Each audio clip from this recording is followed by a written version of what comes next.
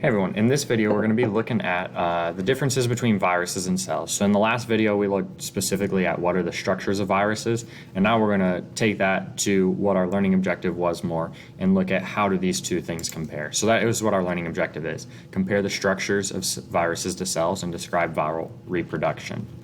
And then our essential question is, how does the structure of viruses compare to cells? So I'm going to pull this picture back up, okay? Because when we look at this, this is an important thing to first remember, is how small viruses are in comparison to both prokaryotic, which is like this E. coli, or eukaryotic, like the red blood cells are. These viruses are so much smaller, and so that is one of the first and biggest structural differences that we're going to look at between cells and viruses. So yes, the viruses are extremely small, much smaller than even eukaryotic organelles. This lysosome is an organelle, and these viruses are even smaller than that. So they are very small in comparison to our cells.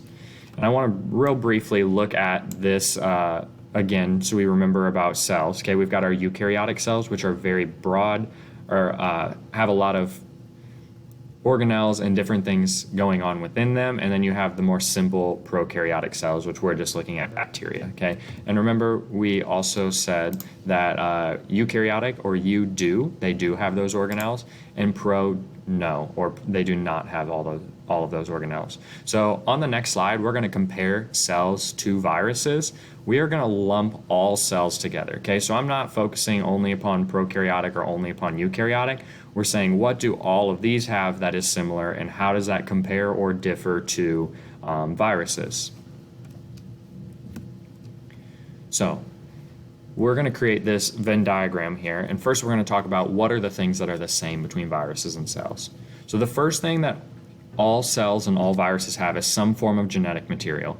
They need to be able to have a genetic material in order for, in the case of cells, they reproduce, or in the case of viruses, to force a cell to make it reproduce, okay? But it has to have some sort of genetic material in the middle, whether that's DNA or RNA. Between viruses and cells, we also have some sort of protection of the genetic material. So in viruses, this includes a capsid. In cells, it's the cell membrane. So even though these two things are structurally different, the purpose is the same. It's that protection of genetic material. So that's why we're going to put this in the middle, because both of them need to protect that genetic material. And then the last thing is, both of them can have enzymes or proteins. And again, this is also different because cells, they create their own proteins. Viruses, they don't create their own proteins, but they can still have them after a cell has made it for them. So when we look at the differences, we'll start off with the first one, is that viruses are considered non-living versus cells are considered living. And when we go back to those characteristics of life, one of the main reasons is whether or not it can reproduce. We also have, like I already mentioned, the difference between the capsid and the cell membrane. So even though we already put in the middle that they both serve as a protection, we can also put these as differences due to the structure, okay? The capsid here is made up of proteins. The cell membrane is made up of lipids. We also look at just the size. So viruses are extremely small versus cells are much larger in size, just like we looked at in that first picture.